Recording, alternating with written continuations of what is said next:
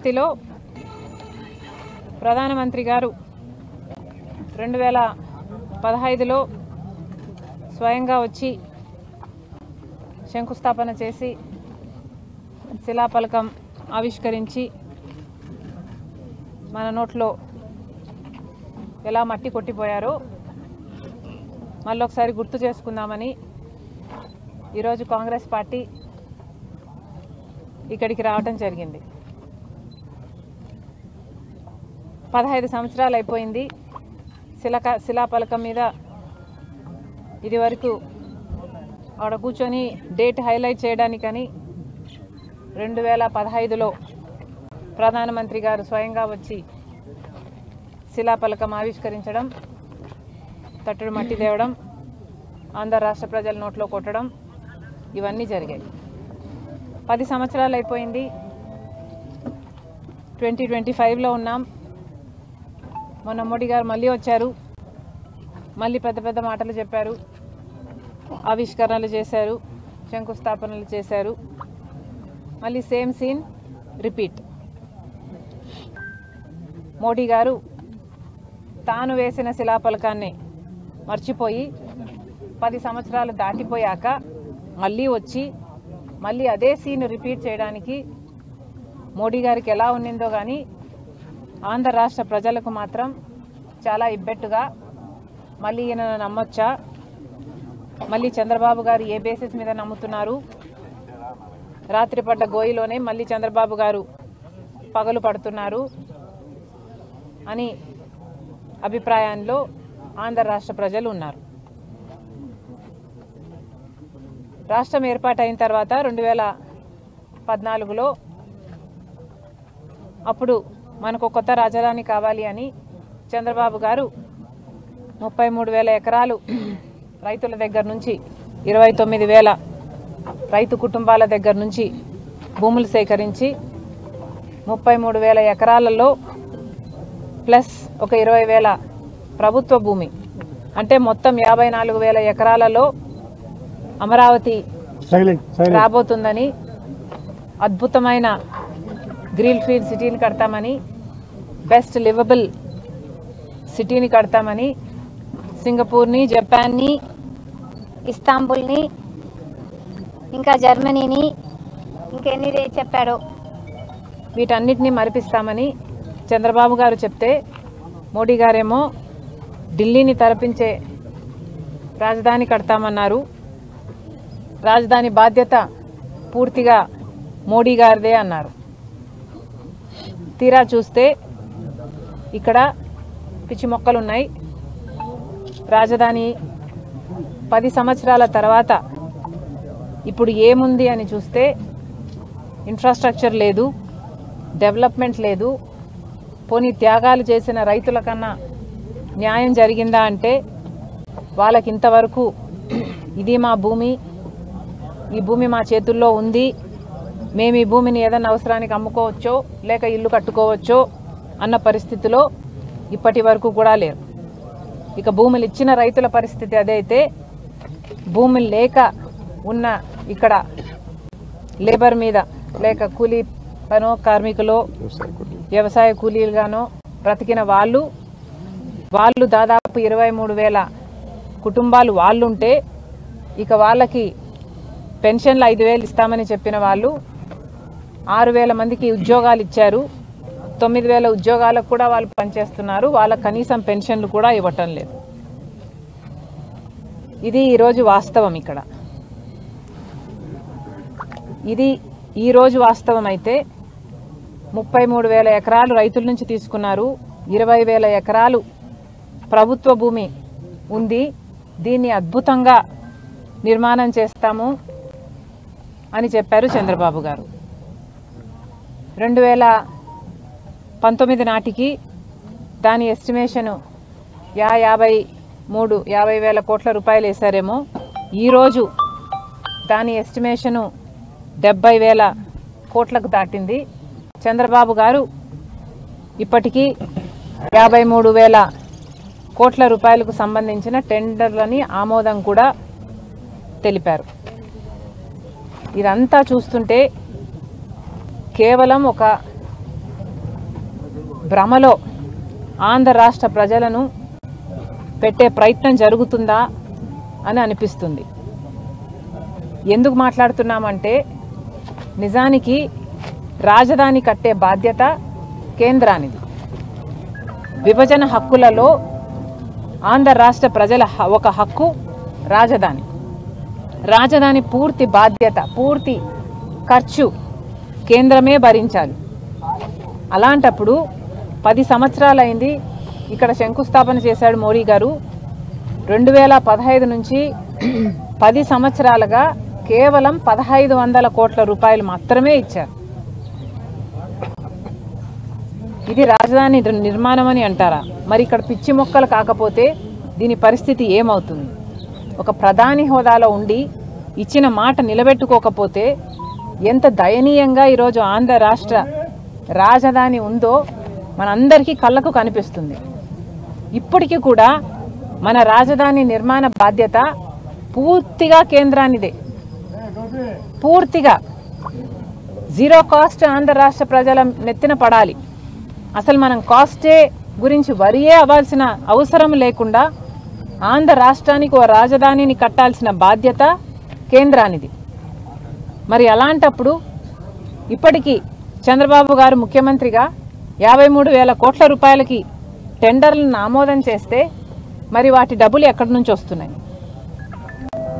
World bank, Asian development bank కలిపి 15,000 కోట్ల రూపాయలు వాళ్ళిచ్చిన అప్పుని మేము మా నెత్తిన వేసుకుంటాము అని కేంద్రం ఇప్పుడు చెప్పినట్టు వార్తలు వస్తున్నాయి.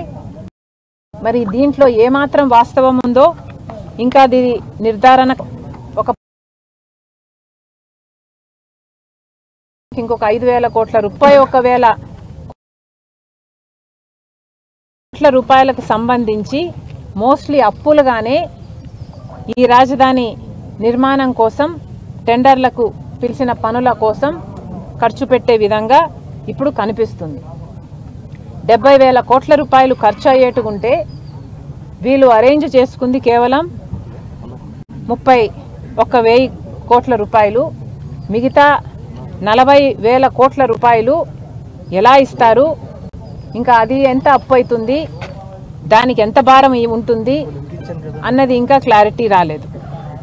అసలు మాకు తెలియక అడుగుతున్నాము, ఈ అప్పుల వ్యవహారం ఏమిటి? చంద్రబాబు గారు సమాధానం చెప్పాలి. అసలు ఎందుకు అప్పులు తీసుకుంటున్నారు రాజధాని కోసం? చంద్రబాబు గారు సమాధానం చెప్పాలి. చంద్రబాబు గారు ఇచ్చిన బలం చేత ఈరోజు కేంద్రంలో బీజేపీ పార్టీ అధికారంలో ఉంది. ఈరోజు మోడీ గారు ప్రధానమంత్రిగా ఉన్నారు అంటే దానికి కారణం చంద్రబాబు గారు ఇచ్చిన మద్దతు. ఆంధ్ర రాష్ట్ర ప్రజలు ఓట్లేస్తే ఆ ఎంపీలు ఆ బలాన్ని అంతా మొత్తం చంద్రబాబు గారు మోడీ గారికి ఇస్తే ఈరోజు బీజేపీ అధికారంలో ఉంది.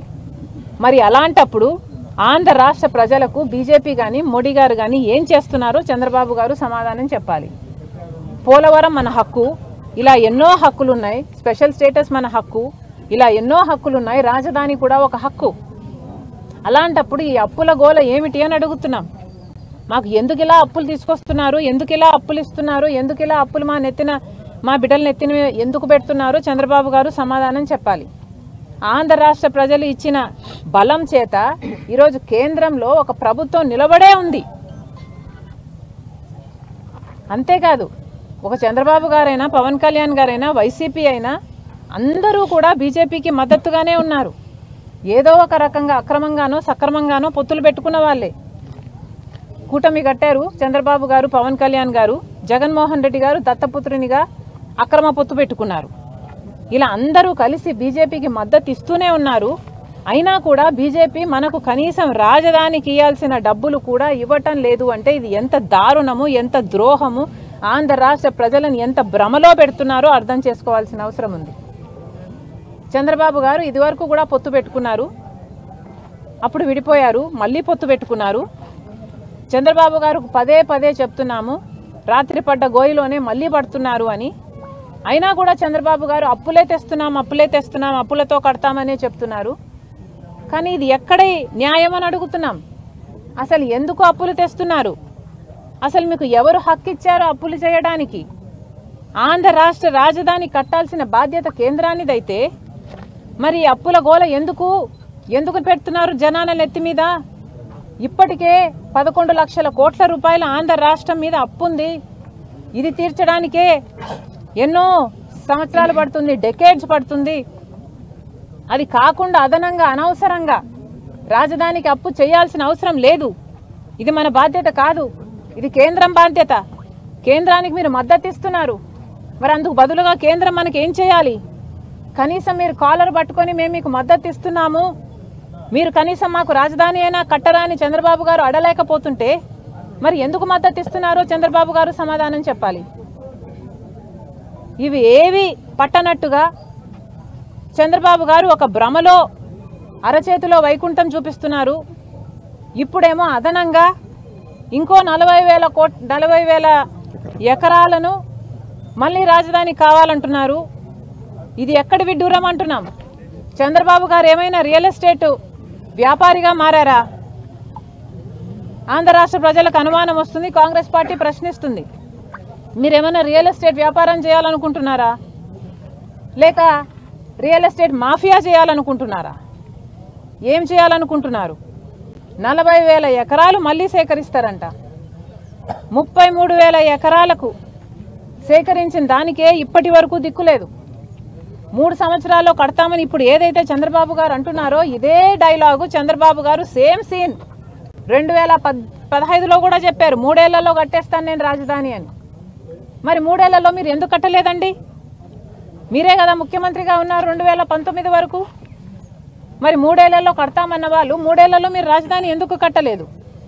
ఇప్పుడు మళ్ళీ 2025లో మళ్ళీ సేమ్ డైలాగ్, సేమ్ సీన్, 3 ఏళ్లలో కట్టేస్తాడట. మీరు ఏం కడతారో మాకు తెలియదు, కానీ అదనంగా ఇంకో 35,000 లేదా 40,000 లేదా 20,000 ఏదో వివిధ ఛానళ్లలో వివిధ రూపాలలో అనేక నంబర్లు వినిపిస్తున్నాయి. అదనంగా భూసేకరణ చేయాలనుకుంటున్నారని మాత్రం అర్థమవుతుంది. నారాయణ గారు కూడా చెప్పారు, ఇది చాలా అన్యాయం, ఇది చాలా చాలా అన్యాయం. దీంట్లో మళ్ళీ చెప్పడం ఏమిటంటే 5,000 ఎకరాలు దాంట్లో ఎయిర్పోర్ట్కే కావాలట. ఎయిర్పోర్టుకు దేనికి కావాలండి? ఆల్రెడీ గన్నవరం ఎయిర్పోర్ట్ మంది ఒకటి ఉంది, అది సిఆర్డీఏ కిందకే పరిధిలోకే వస్తుంది. మరి ఆ ఎయిర్పోర్ట్ని ఏం చేద్దాం అనుకుంటున్నారు? మనకి 5,000 ఎకరాలలో ఎయిర్పోర్టు కావాలని చంద్రబాబు గారు అంటున్నారే, వాస్తవంగా నిజానికి ఆంధ్రప్రదేశ్కి అమరావతికి అంత బిజినెస్ ఉందా? అంత బిజీనెస్ ఉందా? అంత బిజీనెస్ ఉందా? వాస్తవంగా అడుగుతున్నాం. ఒక్క ఇంటర్నేషనల్ ప్లేన్ అయినా ఇప్పుడున్న గన్నవరం ఎయిర్పోర్ట్కి వస్తుందా? కనీసం ఒక మామూలు ప్లేన్ అయినా వస్తుందా? ఇప్పుడు వచ్చేవన్నీ ఏటీఆర్లే, చిన్న ప్లేన్లు, అవేవో బొమ్మ ప్లేన్లు ఉన్నట్టుంటాయి. అదేదో మనుషులు కూడా ప్లేన్లు, అసలు హ్యూమన్ రైట్స్ ప్రకారం మనుషులు కూర్చోకూడదు ఆ ప్లేన్లలో. కనీసం మనిషి కూర్చుంటే కాలు మీద కాలు వేసుకొని కూర్చోడానికి కూడా లేదు ఆ ప్లేన్లలో. అలాంటి ప్లేన్లు వస్తున్నాయి ఇప్పుడు. అలాంటి ప్లేన్లు వస్తున్న ఆ ఎయిర్పోర్ట్ ఎక్స్పాన్షన్ ప్లానే ఇంకా పెండింగ్లో ఉంది. ఇన్నిసార్లు ఎయిర్పోర్ట్లకు తిరుగుతాము, కనీసం ఎయిర్పోర్ట్లో ఆ ఎక్స్టెన్షన్ జరుగుతుంది, ఎక్స్పాన్షన్ జరుగుతుంది, ఏదైనా పని జరుగుతుందా? కొంచెం తలకాయలు కనిపిస్తాయా? ఎక్కడైనా హెల్మెట్లు పెట్టుకొని మనుషులు ఏమైనా పని చేస్తున్నట్టు కనిపిస్తారా అని ఎన్నిసార్లు ఎత్తుకుంటానో నేనైతే. ఎవ్వరూ కనిపించరు, అసలు అక్కడ పనే జరగటం లేదు. ఈ ఉన్న ఎయిర్పోర్ట్ ఎక్స్పాన్షన్ ప్లాన్కే దిక్కు లేకుండా పోయింది. ఇక్కడికే కనీసం ఒక పెద్ద ప్లేన్ కూడా రావటం లేదు, ఇంటర్నేషనల్ ప్లేన్ ఇంక అసలే రావటం లేదు. మరి అలాంటి అప్పుడు ఇప్పుడు మనకు 5,000 ఎకరాలలో ఇంకొక ఎయిర్పోర్ట్ కడతారట. ఏదో పెద్ద అంత బిజీగా హైదరాబాదు సికింద్రాబాదు మన రాజధానిలు అంతంత పెద్దగా అయినట్టు, ఆలు లేదు సూలు లేదు కొడుకు పేరు సోమలింగం అన్నట్టు. దేనికండి అని అడుగుతున్నాం. చంద్రబాబు కొంచెం భూమి మీద నడుస్తే బాగుంటుంది, ఆకాశంలో పయనిస్తున్నారు. అలాగే అరిచేతిలోనే అందరికీ 3D గ్రాఫిక్స్ వైకుంఠము చూపిస్తున్నారు. అది కాదు సార్, వాస్తవం కాదది. దయచేసి ఈ ఆలోచన మానుకోవాలి. ఈ అదనంగా ఏదైతే మీరు 35,000 ఎకరాలో లేక 40,000 ఎకరాలో సేకరించాలనుకుంటున్నారో దీనికి పూర్తిగా వ్యతిరేకం కాంగ్రెస్ పార్టీ. మేము దీనికి ముమ్మాటికి ససేమిరా వ్యతిరేకమని బహిరంగంగానే చెప్తున్నాము. ఎందుకంటే ఇంత అధ్వానమైన రిడిక్యులస్ ప్లాన్ ఇంకొకటి లేదు. పైగా చంద్రబాబు గారు చెప్తున్నారు ఇన్ని వేల ఎకరాలు ఎందుకు అంటే 5,000 ఎకరాలేమో ఎయిర్పోర్ట్ కట, ఇంకో 2,500 స్పోర్ట్స్ సిటీ అంట, ఇంకో 2,500 స్మార్ట్ ఇండస్ట్రీ అంట. కథలుగా చెప్తున్నారు. మిగతాది ఎందుకు అంటే సెల్ఫ్ ఫైనాన్స్ చేసుకోవడానికి భూమి సేకరిస్తున్నారట. ఈ సెల్ఫ్ ఫైనాన్స్ అనేది భూమిని డెవలప్ చేసి ఇన్ఫ్రాస్ట్రక్చర్ చేసి ఆ భూమిని పెట్టుకుంటే రేపు ఈ అప్పులను తీర్చడానికి ఈ పక్కన పెట్టుకున్న భూమిని అమ్ముతారట. అంటే ప్రభుత్వమే రియల్ ఎస్టేట్ వ్యాపారం చేస్తుందనా? ఏం చెప్తున్నారు? ఇది ఎక్కడన్నా కన్నామా, విన్నామా? ఇది ఎక్కడైనా జరిగిందా? ప్రభుత్వం ఎక్కడైనా రియల్ ఎస్టేట్ వ్యాపారం చేస్తుందా? అలా భూములు పెట్టుకొని భూములు అమ్ముకుంటూ పోతుందా అప్పులు తీర్చుకోవడానికి? ఆ టైంలో ఎవరు గవర్నమెంట్లో ఉంటారో ఆ టైంలో ఆ భూముల్ని ఆ గవర్నమెంట్ ఉన్న గవర్నమెంట్ ఎవరికి అలాట్ చేస్తుందో, ఏ రేట్లో అలాట్ చేస్తుందో, గవర్నమెంట్ ఏదైనా ఒక పరిశ్రమ వస్తుంది అంటే ఒక రీజనబుల్ రేటుకు అలాట్మెంట్ చేయడం విన్నాము, కానీ ఇలా భూములు అమ్ముకునే వ్యాపారం చేస్తుందని మేము ఎక్కడా వినలేదు. ఇది ఏం సెల్ఫ్ ఫైనాన్సింగో, అసలు సెల్ఫ్ ఫైనాన్సింగ్ అయినా ఏ ఫైనాన్సింగ్ అయినా లోన్ ఫైనాన్సింగ్ అయినా మనకేం బాధ్యత ఉందండి? మనం ఎందుకు చేయాలి? ఇది కేంద్రం బాధ్యత కదా. పైసా 1,00,000 కోట్ల రూపాయలు మనకు ఖర్చు అయితే మొత్తం 1,00,000 కోట్ల రూపాయలు కేంద్రమే భరించాలి కదా, బీజేపీ పార్టీ భరించాలి కదా. బీజేపీ పార్టీ న్యాయబద్ధంగా వాళ్ళు కూడా సంతకం చేశారు కదా, వాళ్ళు కూడా మాట ఇచ్చారు కదా. ఇప్పుడు అధికారంలో వాళ్ళు ఉన్నారు అంటే కేంద్రం దీన్ని భరించాలి. మోడీ గారు మాట ఇచ్చారు కదా. మరి అలాంటప్పుడు మనకేం అవసరం ఉంది? లోన్లు తెచ్చుకోవాలన్నా సెల్ఫ్ ఫైనాన్సింగ్ తెచ్చుకోవాల్సిన అవసరం మనకేముంది? చంద్రబాబు గారు సమాధానం చెప్పాలి. మళ్ళీ చెప్తున్నాం, ఈ 40,000 ఎకరాలు లేదా ఈ 35,000 ఎకరాలు ఏదైతే చంద్రబాబు గారు అడిషనల్గా రాజధాని కోసం మళ్ళీ భూసేకరణ అంటున్నారో ఇది చాలా విడ్డూరమైన ఐడియా. ఎందుకంటే ఇచ్చిన భూములు ఇచ్చిన 33,000 మంది రైతులకే ఇప్పటికే న్యాయం జరగలేదు. ఇప్పటికే వాళ్ళు కూడా సంతోషంగా లేరు. అలాంటప్పుడు మళ్ళీ 40,000 ఎకరాలలో మళ్ళీ రైతుల దగ్గర నుంచి తీసుకుంటే ఇక వాళ్ళకి ఎప్పుడు న్యాయం జరుగుతుంది? ఇంకొక 20 ఏళ్ళు పోయాక వాళ్ళకి న్యాయం చేస్తారా? అసలు వాళ్ళు అవసరం లేదంటున్నారు కదా. మీరు ఈ 33,000 ఎకరాలు 20 ఎకరాలు అన్నీ 20,000 ఎకరాలు అంతా కలిపి 54,000 ఎకరాలను మీరు డెవలప్ చేస్తే అడ్జసెంట్గా ఉన్న వాళ్ళ భూములు ఆటోమేటిక్గా పెరుగుతాయి, ఆటోమేటిక్గా డెవలప్మెంట్ జరుగుతుంది. దానికి మీరు తీసుకోవడం ఏంది? మళ్ళీ ఈ సెల్ఫ్ ఫైనాన్సింగ్ అని మీరు భూములు అమ్ముకోవడం ఏమిటి? ఈ 5,000 ఎకరాలు ఎయిర్పోర్ట్ కన్నా ప్లాన్ చాలా రిడిక్యులస్గా ఉంది. మళ్ళీ చెప్తున్నాం, కాంగ్రెస్ పార్టీ అడిషనల్గా భూములు సేకరించడానికి 35,000 ఎకరాలు కూటమి ప్రభుత్వం మళ్ళీ సేకరిస్తాం రాజధాని కోసం అని చెప్తున్నారు. ఇది చాలా అన్యాయం. దీన్ని కాంగ్రెస్ పార్టీ పూర్తిగా వ్యతిరేకిస్తుంది. మళ్ళీ చెప్తున్నాము, ఈ అప్పుల గోల మానేయండి. ఈ సెల్ఫ్ ఫైనాన్సింగ్ మనకు అవసరం లేదు, అప్పులు అవసరం లేదు. కాలర్ పట్టుకొని నిలదీయండి. మాకు డబ్బులు ఎందుకు ఇయ్యరు? మాకు రాజధాని ఎందుకు కట్టరు? 1,00,000 కోట్లు విలువైతే 1,00,000 కోట్లు ఇవ్వాలి, లేదా కనీసం 50,000 కోట్ల రూపాయలన్నా చంద్రబాబు గారు కేంద్రం నుంచి తెచ్చుకోవాలి. ఇది చంద్రబాబు గారి బాధ్యత. ఎందుకంటే ఆంధ్ర రాష్ట్ర ప్రజలు ఓట్లేసి చంద్రబాబు గారిని గెలిపిస్తే ఆ ఎంపీలను తీసుకెళ్లి చంద్రబాబు గారు బీజేపీకి సపోర్ట్ ఇస్తే ఈరోజు బీజేపీ పార్టీ అధికారంలో ఉంది. కాబట్టి మళ్ళీ హెచ్చరిస్తున్నాం, ఈ ఆలోచనలు మానుకోండి. ఈ రియల్ ఎస్టేట్ మాఫియాలను, ఈ రియల్ ఎస్టేట్ వ్యాపారాలను చంద్రబాబు గారు కట్టడి చేయాలి.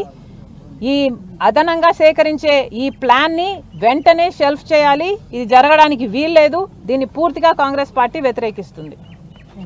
థ్యాంక్ యూ అమ్మా. Thank you. జగన్మోహన్ రెడ్డి గారు 3 రాజధానులు అని చెప్పాడు. 3 ముక్కలు ఆట ఆడారు. ఒక రాజధాని డెవలప్ అయ్యిందంటే ఒకటి కాలేదు. మరి అది మన దురదృష్టం. మరి అలాంటప్పుడు ఇప్పుడు కనీసం ఇప్పుడైనా కూడా ఉన్న ల్యాండ్ని, ఉన్న ప్లాన్ని ఎగ్జిక్యూట్ చేసుకోవాలి కదా. ఇప్పుడు ఆ బిల్డింగ్లో ఒక ప్లాన్ పెట్టారు, నమూనాలు పెట్టారు, దానికి కనీసం కరెంటు కూడా లేదు. అంటే మీ విజన్కే వెలుగు లేదు. ఇంకా దీన్ని ఏం అమలు చేస్తారండి మీరు? ఫస్ట్ ఫేజ్ 1 ఇప్పుడు ఈ 33,000 ఎకరాలు ఈ రైతులకు న్యాయం చేయండి, రాజధాని కట్టండి. 20,000 ఎకరాలు అదనంగా తీసుకున్నారు. అసైన్డ్ భూములలో ఇచ్చిన వాళ్ళు దళితులు, ఇంకా వాళ్ళకి న్యాయం జరగలేదని ఇంకా వాళ్ళు మొత్తుకుంటూనే ఉన్నారు. ఎంతమందికి న్యాయం చేయాల్సి ఉంది ఈ ఫస్ట్ ఫేజ్లోనే? మరి ఇవేవి చేయకుండా మళ్ళీ అదనంగా మీరు భూమి సేకరించడం అన్నది చాలా చాలా విడ్డూరంగా ఉంది. మేడం, సెకండ్ ఫేజ్లో 44,000 ఎకరాలకి భూముల సేకరణ అని చెప్పి గ్రామ సభలు జరిపారు. కానీ అదనంగా ఇంకో 40,000 ఎకరాలకి గ్రామ సభలు జరుగుతుంటే 2 మండలాల్లో 34,000 ఎకరాలు కాకుండా మళ్ళీ 40,000 ఎకరాలు గ్రామ సభలు జరుగుతుంటే రైతులు అడ్డుకున్నారు. తాటికొండ మండలంలో, అమరావతి మండలం, తుళ్ళూరు మండలంలో 3 గ్రామాలు, కనుకూరుపాడు 2 గ్రామాలు కలిపి సెకండ్ ఫేజ్ అన్నారు. కానీ అదనంగా థర్డ్ ఫేజ్ అంటున్నారా? సెకండ్ ఫేజ్ లోనే ఇంకా అదనంగా 40,000 ఎకరాలకి భూసేకరణ కోసం గ్రామ సభలు జరుగుతుంటే రైతులు అడ్డుకున్నారు. అంటే దాదాపు 1,00,000 ఎకరాలు అవసరం అనేది ప్రభుత్వం ఎంత అవసరము అన్నది కాలం చెప్తుంది. కానీ మనము ముఖ్యమంత్రిగా చంద్రబాబు గారు ఆలోచన చేయాల్సింది, ఫస్ట్ ఫేజ్లో తీసుకున్న 54,000 ఎకరాలకు మనం న్యాయం చేశామా లేదా? దీన్నే మీకు 3 ఏళ్ళు పడుతుంది ఎగ్జిక్యూట్ చేయడానికి అంటున్నారు కదా, మరి ఎగ్జిక్యూట్ చేసి చూపించండి, ప్రజలకు కాన్ఫిడెన్స్ వస్తుంది కదా. ఆ తర్వాత మనకు ఎంత రాజధాని కావాలి అన్నది తర్వాత ప్లాన్ కదా. ఇప్పటికే బాంబే సైజులో ఉంది. వీళ్ళు అక్వైర్ చేసిన 54,000 ఎకరాల భూమిలో మొత్తం డెవలప్మెంట్ జరిగితే అమరావతి కూడా బాంబే సైజుకి వస్తుంది. మరి ఇది కదా ముందు కావాలి.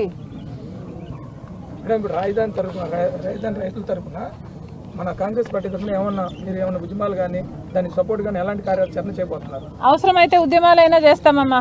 ఈ అడిషనల్గా భూసేకరణ మాత్రం చేయటానికి ప్రభుత్వం వీల్లేదు. ఇప్పటికే భూ మాఫియా జరుగుతుంది ఇక్కడ. ఇప్పటికే ఇక్కడ చాలా దోపిడీ జరుగుతుంది. టెండర్ల పేరు అయితేనేమి, భూసేకరణ అయితేనేమి, ఇక్కడ చాలా దోపిడీ జరుగుతుంది. దీన్ని అరకట్టాల్సిన అవసరం ఉంది.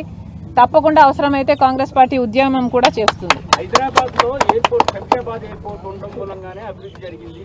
17% ఆదాయం హైదరాబాద్కి ఎయిర్పోర్ట్ ద్వారానే వస్తుంది. మరి అటువంటి ఎయిర్పోర్ట్ ఇక్కడ లేకపోతే అమరావతి డెవలప్ కాదని చంద్రబాబు గారు. అమ్మ, హైదరాబాద్ సికింద్రాబాద్ లో ఎంత బిజినెస్ ఉంది? ఆ బిజినెస్ ఇక్కడ ఉన్నప్పుడు మనం కూడా కట్టుకుందాం అంత ఎయిర్పోర్ట్, మాకు అభ్యంతరం లేదు. కానీ అది జరగటం లేదు కదా. ఇప్పుడున్న గన్నవరం ఎయిర్పోర్ట్, నేను చెప్పేదేనండి, ఇప్పుడున్న గన్నవరం ఎయిర్పోర్ట్కే ఏటీఆర్లు వస్తున్నాయి. ఏటీఆర్ అంటే ఏంటో తెలుసా? బొమ్మ ప్లేను. దాంట్లో మనిషి కూర్చుంటే కాలు మీద కాలు వేసుకొని కూర్చోలేడయా. ఏటీఆర్లే వస్తున్నాయి. కనీసం పెద్ద ప్లేన్లు కూడా రావటం లేదు, ఇంటర్నేషనల్ ప్లేన్లు కూడా రావటం లేదు. మరి అలాంటప్పుడు మనకు హైదరాబాద్ సికింద్రాబాద్తో పోల్చుకోవడం ఎందుకు? మన కథేదో మనం చూసుకొని మెట్టు ఎక్కాలి కదా.